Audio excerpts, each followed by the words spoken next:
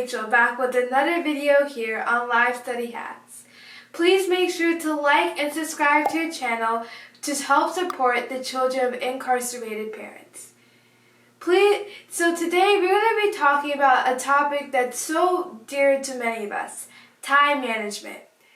And I want to share with you guys a story that many of us would relate to. Post-COVID, school would end around 3 p.m. We would get our backpacks from our lockers and head to our afternoon debate club, chamber orchestra rehearsals, and sometimes we would even meet with our friends from the girls' volleyball team. After we get from these tiring games, long rehearsals, and the commitments we have at other clubs, the worst seems worse, and I know this because, I was in your shoes. We had homework to attend to. It's 6 p.m. and we look at the Google Classroom for each of our classes, looking at the assignments that we have to do. And most of us at this point would then get so overwhelmed looking at all the different ways to waste time. Most preferably, we would scroll down, maybe type YouTube and look at our favorite videos from our favorite YouTube channel and kind of waste time in the process. And we then tell ourselves, come on, we gotta focus, we gotta get the work done. And it's now 8 p.m. and we have just lost it. We just can't continue back at our work. We cannot do the homework. Did I just describe the lives of most middle school students? Okay, I can relate because that was pretty much the story of my middle school life. And I just could not, at that point, get my priorities in life straight. But look, I don't want you to feel bad because not just me, but the leading intellectual and the founding father of our nation, Benjamin Franklin, recognized the significance of the issue of time.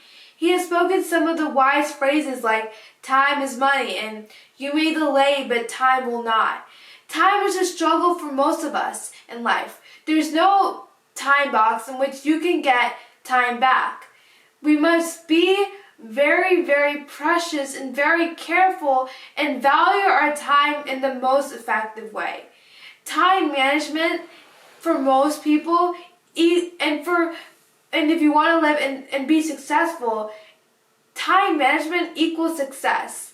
And those who know how to manage will reach far in life. In essence, time management is managing yourself. So in today's video, we'll be looking at tips and tricks on how you life study hackers can save time. So let's get on to this video. One of the many problems we face with time management is that typically we feel that each day flies by. Most of us don't really take that step back and ask ourselves, what makes this day so important? Why are we living out this day? How are we going to make it special and not like other days? Asking these simple phrases makes us have more days that we can remember and more days that we feel proud of. The more days we have like this over and over and over again, the more it makes us feel that time is longer. So some ways in which we can make each day feel special is instead of sitting on the couch and being a couch potato, we can schedule our day and look at ways and how we can spend more quality time with our family and go to a restaurant together and have meaningful conversations and talk to your family about what's going on in your life. And having these days like this makes them feel more memorable, makes you feel that you have more time to actually do things. And Laura Benderkim, an expert on time management, also talks about that if we want to save more time and if we want to feel like if we want to have more time in a day, she describes this analogy of the water in the basement. She mentions that one of her clients was a busy mom. She was running errands, she was always hustle and bustle, and she owned her own small business. However, there was an emergency. The water heater broke down, and ultimately there was water in her basement. Vanderkam describes that her client spent 7 hours trying to fix up the water. Someone who was known to be busy was able to clear up her schedule for such instances. So Vanderkam describes that we must take these simple things more like an emergency situation, and then you can do more things in life. You have more opportunities to do things that you want to do, and you have more time to include more things at your plate. So kind of treat simple and normal circumstances as emergencies. While looking at these Vanderkam describes that we always have to be present. She describes, while looking at an amazing sunset, our brains often tell us, oh, we have to study for math test, or we have to do other things that life presents in our life because we're always having something. But we must take the time to actually look at the sunset and describe it, and for a book, or think about how I'm going to describe this amazing incident to someone else. And that kind of goes on and segues to my other thing about making Christmas cards and kind of like write a letter, make Christmas cards, and actually write out these Christmas cards and talk about what you did, what were your plans, and write them in advance so you can plan and tell people, oh, I did this, and you feel very happy that you actually managed your time well during the year. The purpose is that we often get busy and we often have so many yearly plans. So spending time with your family and writing this in your Christmas card makes you have accountability to actually do it. And Laura Vanderkam also says that spending time with people you love makes high precious time. Being social makes you feel like you have more time. And I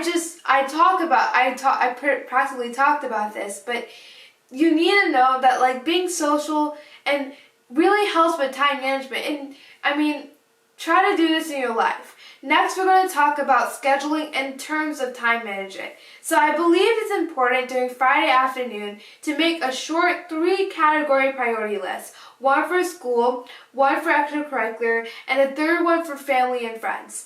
Make sure all you do will come under these priority lists. Then you can add another box, and this box is from your dream list. Many time management experts encourage you to make 100 ideas on a dream list. And you may think, well, I want to travel all around the world. But the more down you go down on this list, the more things become more tangible and more things that you can actually do. And you can include these things from your dream list on your schedule. Try to do that in your list. There can be small things with us middle schoolers that they can be limited, like maybe just going to a restaurant that's near your house. But it can bring the slight joys in life. Another person talks about a different strategy, which is the 6-box list. The 6-box list talks about how many people have this typical to-do list, but there are many things on the to-do list that have been there for months, and it often makes us seem very guilty, and they become guilty lists now. So he describes the strategy, and when you have a piece of paper and you can draw 6 boxes, and with the first 3, write your high-end priorities. Like for example, he explains first, getting my ideas out. Second, working with clients. And third, leadership. So fill these boxes in things that you like to do. And similarly, he has a 6 bucket in which he can do things what he needs to do but cannot attend to. So have this organized manner in your life so that you can look at where do I spend my time and how do I spend it effectively and make your time worthy, because your time is very important. Remember that when you're planning Friday afternoon is a great time to do this because most people want to chill, but you will be planning out your day. And remember that Thursday at 5 p.m. is the midpoint of the week. Also, remember while scheduling and actually doing your tasks, there's always the online universe. It's better to go for a book than go on Instagram. You can check your messages or social media, but dedicate time for your phone. Okay, so you must know that in regards to time management, successful people put in time for things that they need. They are always good at managing their time. They have an open space mentality and they seize the opportunities that they get on their plate and stick to a streamlined routine. I look at things that are a priority. And some people have stories in which they were working with CEOs who had trouble with time management, and one even got a call to go to an unnecessary meeting. I think it was a vendor meeting, and he asked the lady who was, supposed to give him advice on time management, what should I do? And then she told him directly that you shouldn't waste your time on these small things, but work with the board members of your company and try to build a relationship with them, because that's the job of a CEO, obviously. So take this story and kind of recognize it in your lives. What do I have to do that is worthy of my time? Don't look at things that are not worth your time. If you think that your work is, I think I've heard it somewhere, $20 or more. If you work more, you need to kind of think about your time and the money aspect. So kind of think about that, and when you're planning things, and also make an effortful plan and not an effortless plan in your life. Instead, most people make dinner plans and they look at the success of other people on Instagram instead of actually going for it and actually doing it in your life, and that's called an effortful plan. So with time management, just make that thing. And also, Ali Adal talks about a book that he's read called Hell Yeah and No. And when you read an email to do a thing that may sound interesting and it makes you say, hell yeah, do that thing. But if it makes you say no, then cut it from that priorities of yours. And some even call this dealing with the fire hydrant of life. The water comes off, they want to push things off, but the next day they come twice as much. So we must embrace the things that come out of us in life. So, priorities is everything. Try to look at things that are most important and most urgent and in life, but also look at the things that are also not so urgent but are also very important, so you can limit these circumstances in life. Speaking of time, I would like to let you all know about time wasters. Time is the most precious thing that we have, and we must recognize the time management wasters in our lives, so we can act with them. So number one, the time waster is the internet. It's a double-edged sword for office workers. 2 hours of work time on the internet is kind of very distracting. So close that browser. Number two, socializing. So do not chatter. And number three, personal communication, texting, email, telephone calls. Do not check your personal email during school. And number three, personal businesses. Keep personal business at home and don't kind of bring it in school. Make sure to recognize these things while you're thinking about time. Another thing I would like to include in this part of video is a myth of multitasking. Do you think that you're good at multitasking? Are you someone who thinks that they're good at multitasking and is kind of proud of it? But imagine this instance. You're on your phone, you're talking to someone you're working with on a school project, and you really want to get your ideas out and you really want to get a good grade on this project. You start to hear the click-clack of the person on the other side of the phone sending an email. How does that make you feel? And why?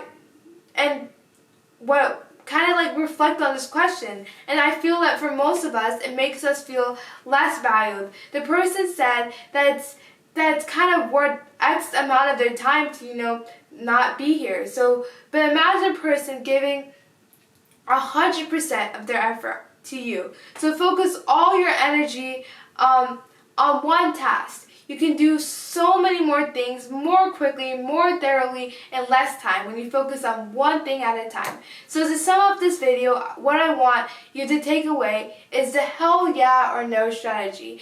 Prioritizing is super important.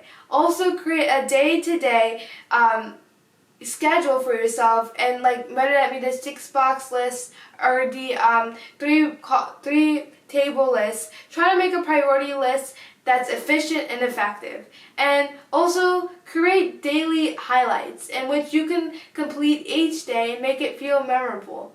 And lastly, make an automated schedule and try to use Google Calendar or something so you know and that you can keep on track of your time.